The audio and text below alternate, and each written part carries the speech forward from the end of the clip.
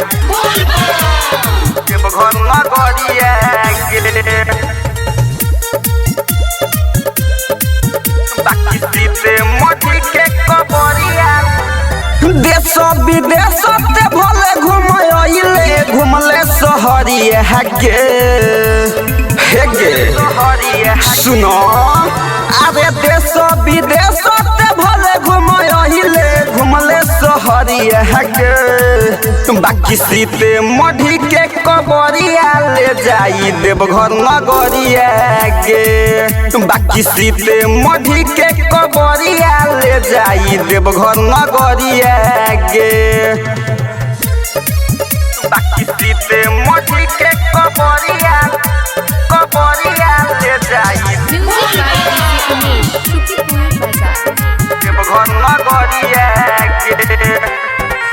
हम छियौ तोहर तू तो छही सुन हमार गे सुन बाबा के कृपा से टूटी नहीं प्यार गे डीजे के पीछे से चलल जाई लचका के कमरिया गे डीजे के पीछे से चलल जाई लचका के कमरिया गे बाकी सीते मढ़ी के कबरिया ले जाई देवघर नगरिया गे बाकी हमरे मनरिया के लइका ले जाई देवघर नगरिया गे बुझले बाकी सीते मढ़ी के कबरिया ले जाई देवघर नगरिया